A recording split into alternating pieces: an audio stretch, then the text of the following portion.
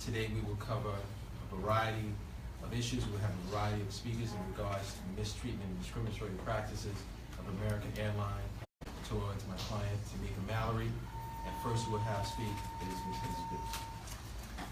Good morning. Good morning. I'm here to dispel anything that the media might say about my daughter, my goddaughter, who I've known all of her life.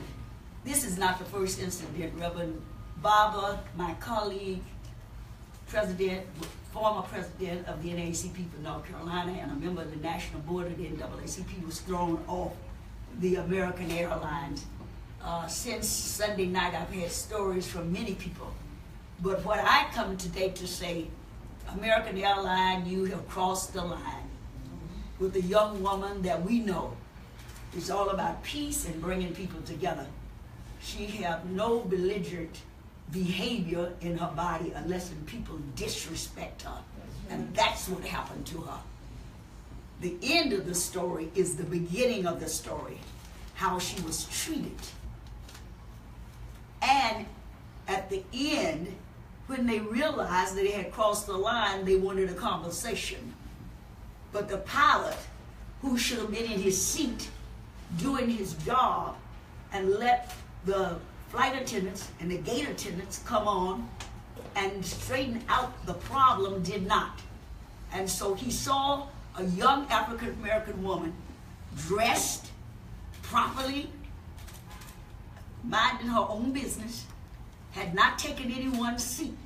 She had an airline ticket with a seat number on it. So it wasn't that she was being belligerent and going taking someone's seat. And so we're here today as leaders, as family members, as elected officials to say this will stop. They did the wrong thing and took the wrong person. Everybody else has been quiet, silent. We won't go away silent in this. We will demand that they apologize. We will demand that they will put in practice. And this is not the first time. You can ask Macy's. Kristen, we bring corporations to their knees. They're not bigger than us. That's right. Thank you very much. Can I have your name, please? I'm Hazel N. Dukes, president of the NAACP New York State Conference and the godmother of Tamika Mallory. My name is Jamani Williams, a council member from Brooklyn. The main point I want to make is that black people across this country do not suffer from a collective psychosis. This is not something that is in our minds. This is the experience of being black in this country. Behind Tamika and Tamika herself are successful black people. We have no reason to make excuses. We have no reason to make things up. This is what it's like, and this is our experiences. So we're going to need people to stop dismissing these experiences for anything than what they are. They are an issue with the way this country views people who have melanin in their skin. I have known Tamika Mallory for so long. She does not cry wolf. She does not make things up. If she is saying something, something bad happened, and it looks like, from everything I've seen, if she was a different shade, it would not have happened. Too many of us have these experiences, from policing to Macy's to American Airlines. Myself and Kirsten went through this, and when I look back, what shocked me the most is we didn't even think it was going to make news because we've been black for a long time. That wasn't the first experience we had with police. This is not the first experience someone black has had with American Airlines. For some reason, the benefit of the doubt never goes to the person who's experiencing the injury, especially if they have more melanin in their skin. There's always, what did she do? What did he do? How could they have behaved differently? What did they do to initiate the problem? We're tired of that. We got tired of it with the police. We got tired of it with Macy's. We got tired of it with American Airlines. I'm just so happy that, one, they didn't know who she was because they might have changed their behavior. Right. And two, that Tamika is who she is. Right. Because what she's doing now is simply bringing to the media the experiences that people like her have across this country time and time again with no one to lift up their story. So I'm proud of Tamika. I'm glad that we're here lifting up this story. I'm happy about my son, who kept his cool throughout the whole thing and still was kicked off. We are not going to be silent. We're not going to fall victim for you trying to tell us that we're making stuff up. These are our experiences, and they're real. You will recognize them, and you will change your behavior.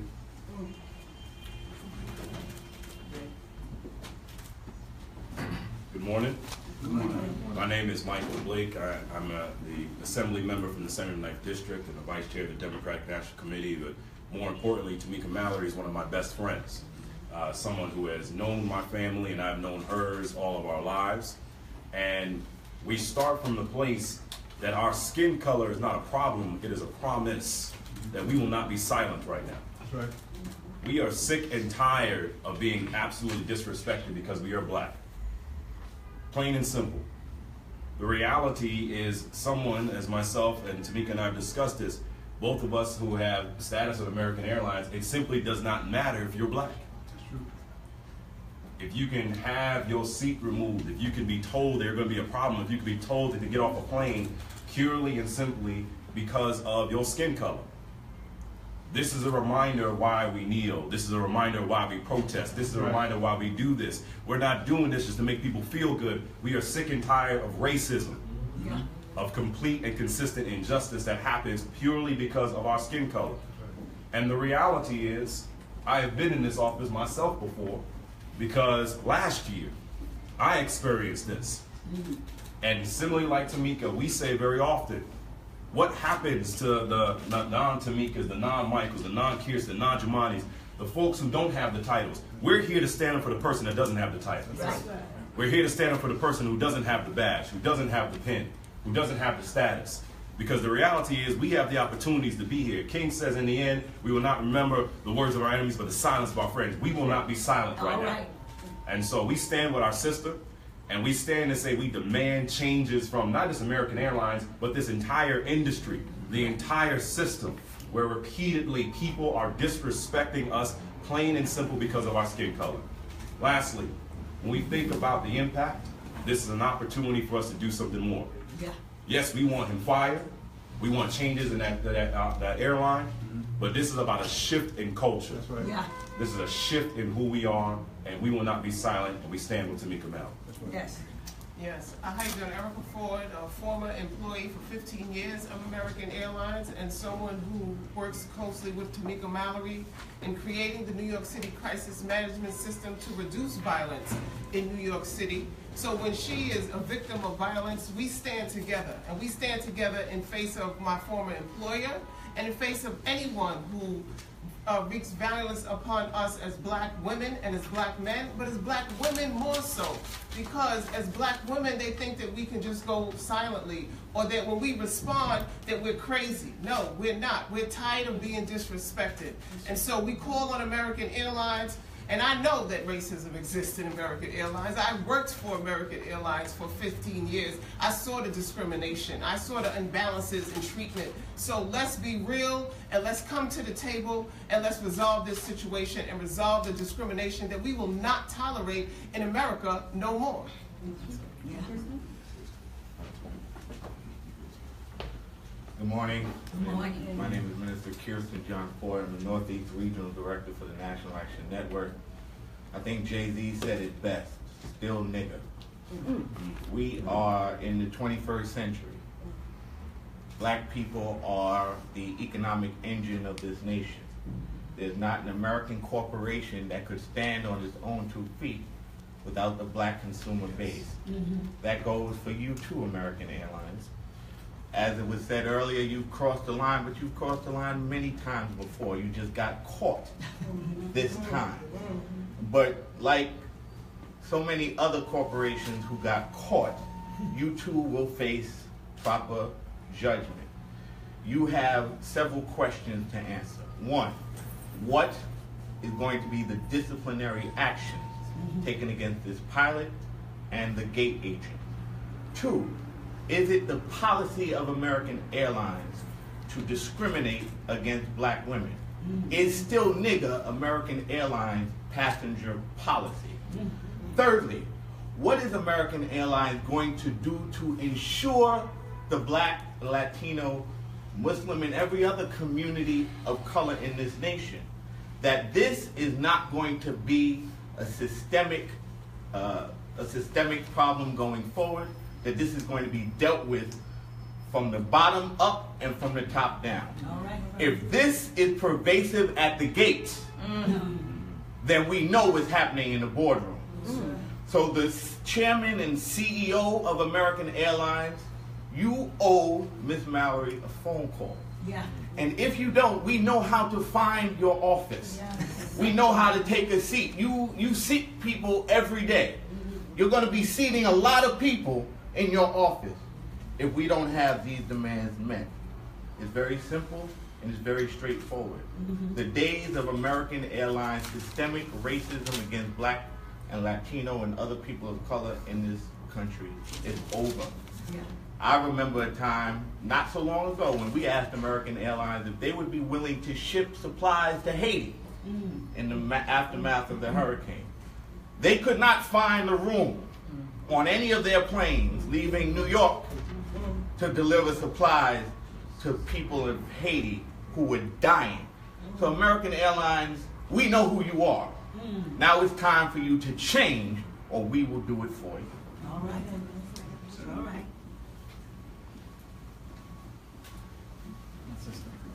I'm Senator Brian Benjamin representing Harlem. I came here to stand with my sister. I didn't come here to speak, but I want to say a few words.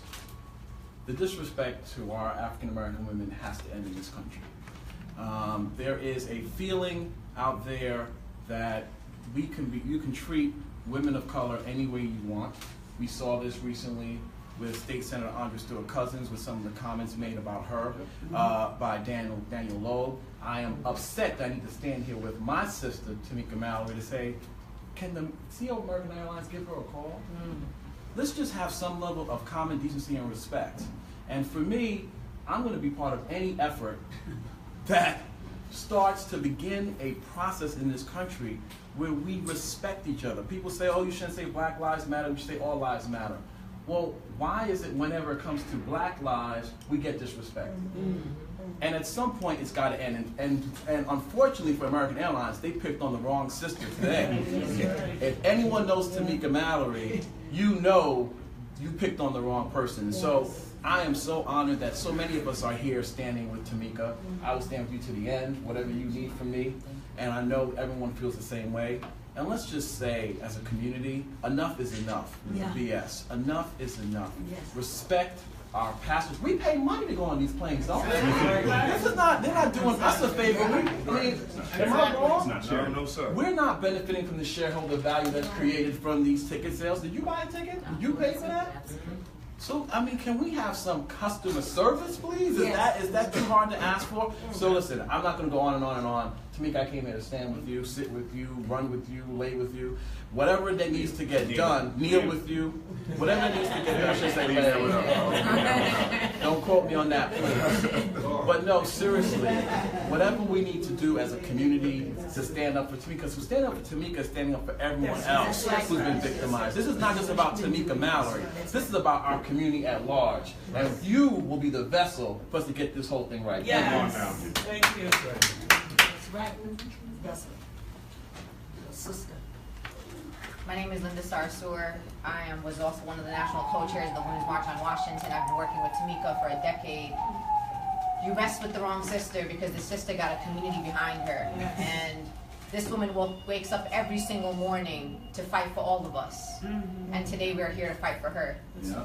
And I'm going to tell American Airlines, this is not the first time that you've messed with a person of color, but you definitely messed with the wrong one this time. That's right.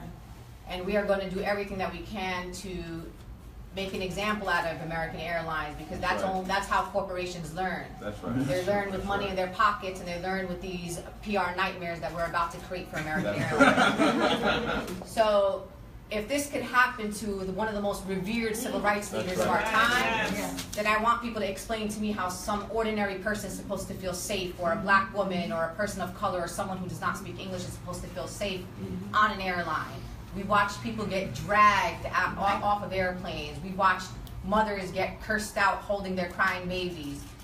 That time is over. That's right. And it's going to be over because we needed Tamika to get discriminated against, because we needed to bring it to this level. So Tamika, we got your back. We're going to fight with everything that we have, and we're not going to let you go down like that. All right. Yes.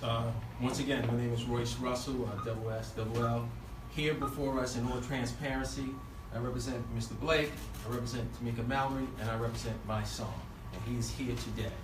And what I want to make clear, that we understand that it's been 17 hours and counting that we haven't heard from American Airlines. We haven't heard from William Douglas Parker, the CEO.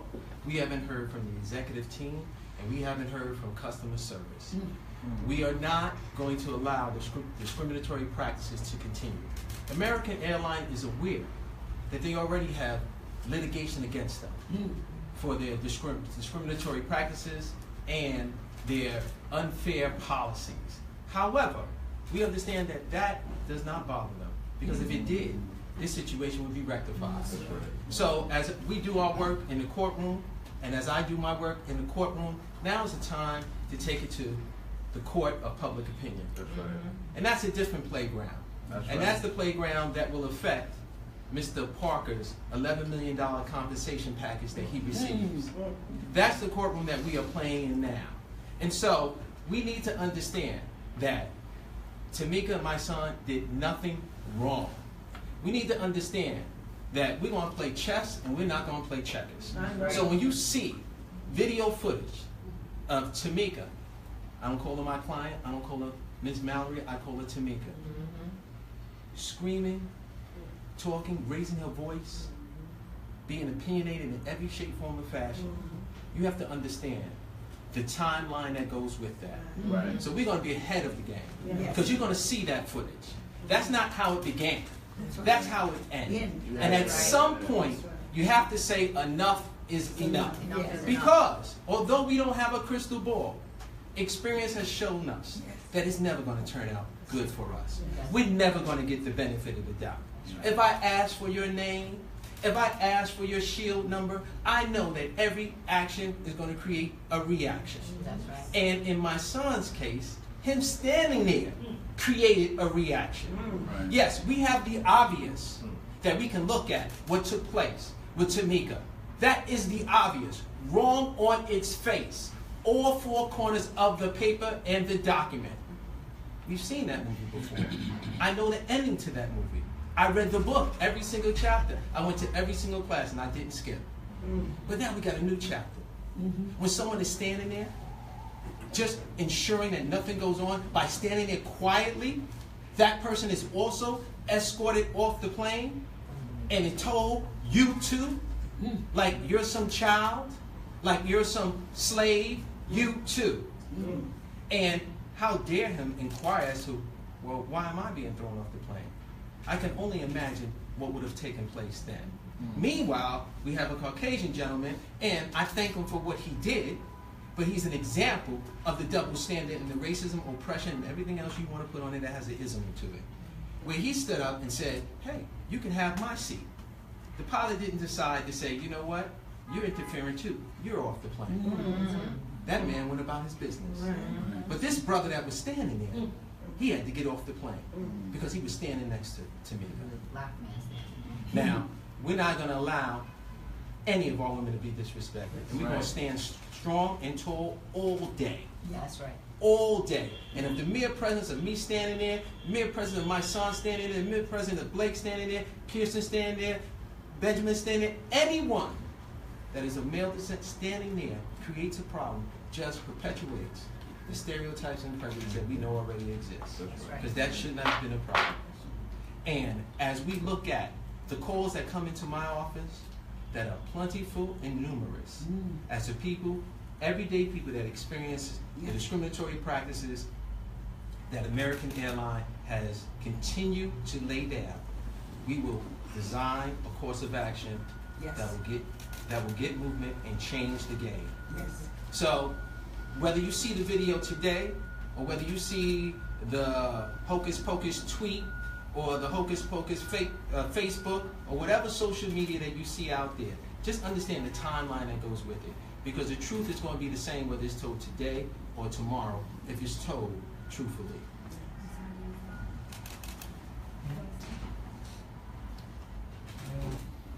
I just want to state that, you know, it was. I'm used to dealing with injustice. I'm used to being a victim of being called out for being a black man. You know, after doing 7 years in prison for being wrongfully convicted and incarcerated, it became natural for me. You know, and I take a lot of stuff because I understand that as a black man, my life is always threatened, and everybody seems to be intimidated by my presence. So, but in this instance, there was no need to be. You know, and seeing my sister go through that and using the restraint that I did, not even having any level of a conversation with the man, merely just asking, is there a way that we can resolve this?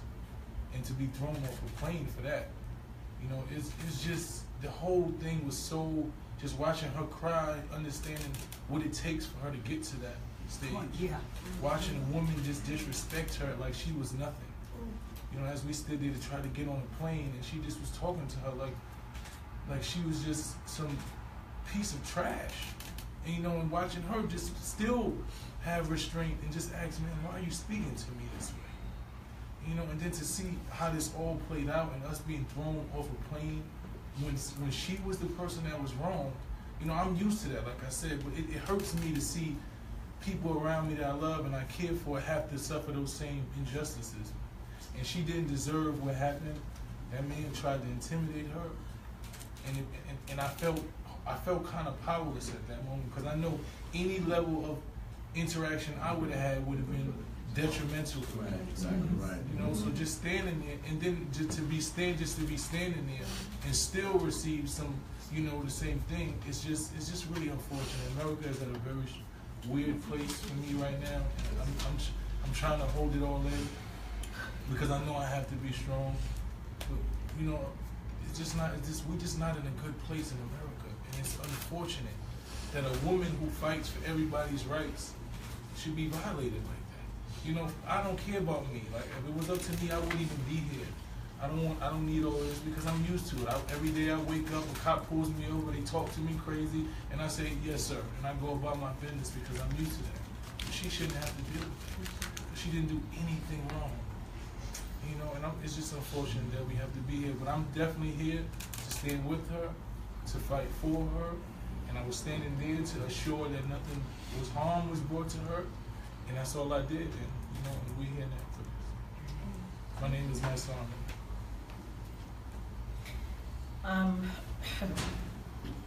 I just want to first of all thank everyone who came here today to stand with me. These are people we've had to stand with each other over time for a lot of issues. And I also want to make sure we note that there are some community folks who may not be here. They're also gathered to support me. I received countless phone calls, text messages, direct messages on social media, and otherwise from people who are telling me stories about things that happened to them on not just American Airlines, which is probably the #1 complaint that I've been receiving from people, the stories that I've been told, but from airlines in general. And I feel that, you know, why me, right? Why did this happen to me? And I as a spiritual person, I understand that this happened to me because other people need to have their voices heard. And I know that, as has been said, as an activist, as a leader, as someone who's an organizer, when something like this happens, at least people will hear my voice. You know, I want to thank Revolt TV and specifically Diddy and a lot of other celebrities who reposted the information about what happened to me, and particularly saying why after 36 hours we had not received even a phone call from the executive leadership of American Airlines. Unacceptable. Very unacceptable. So I'm here today not because I'm looking for somebody to do something special for me. I want to ensure that there are policies instituted within American Airlines that ensures that what happened to me will not happen to another person, and if it does, that there will be immediate action taken to reprimand whoever discriminates and disrespects a person, because I was discriminated against. There will be some people who will say that the first woman I encountered was a black woman. So how is this a racial incident? The issue is that she disrespected me. She disrespected me. It was a ticket agent. I told her that I was going to write her name down and make a report. And she said, you go and you do that. And I said, no problem. What happened after that is where the discrimination began. Because a pilot had absolutely nothing to do with the dispute. I was not yelling. I was not screaming at this woman.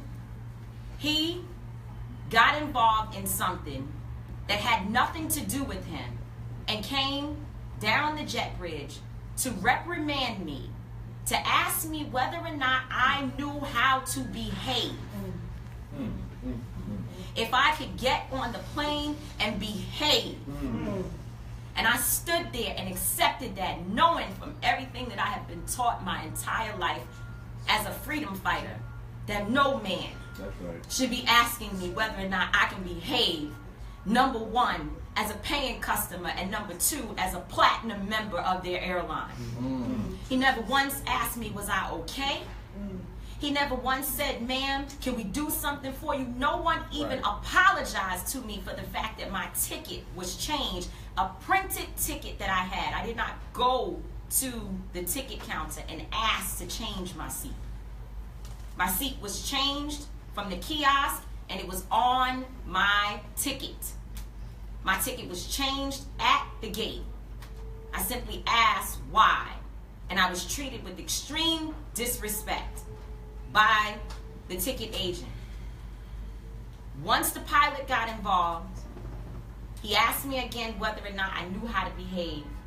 And I turned around and looked at the flight attendant that he had asked to come so that I could look at her and tell her that I knew how to control myself, behave, and was I going to be a problem? And I had to turn around and look this woman in her eyes and say, ma'am, I can handle it. I'm fine. I'm going to my seat.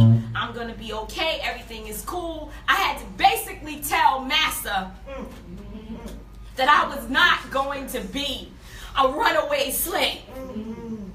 And I went to my seat and I sat down and I was quiet for over 15 minutes. I said nothing. My name was called from a loudspeaker. I was humiliated walking back through the plane. I stepped to the front of the plane. And a white man looked at another woman and said, yeah, her off. Like I was nothing. And at that point, I began to tell him that he was every racist white man I had ever learned about in my life. And I definitely raised my voice. And if I had to do it all over again, I would say the same exact damn thing. That's right. That's right. So I know I'm not here today because it's all about me. I know God put me there because there's another woman or another girl or another person who's in hijab because they're Muslim, another woman who's black, another woman in general who was standing in the same space and felt powerless, couldn't do anything about it. I know because she's in my direct messages and my emails right now telling me her story. And I know that that happens to other people. So we will fight this. Because to add insult to injury, they don't even respect me enough to pick up the phone and call me and say that they are sorry. So that's what happened to me. So when you hear the other side, that I yelled and I did this, yeah, I did that.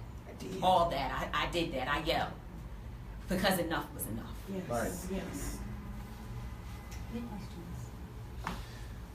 Tamika, I don't know if I'm allowed to ask this, it may be privileged information. Do you have any phone video of what the pilot was when he was talking to you and telling you to get off? Did you have your phone out? No. Actually, I didn't pull anything out because I understand the history of pulling things out your pocket as a black person could get you killed. That's right. So I didn't go in my pocket at all.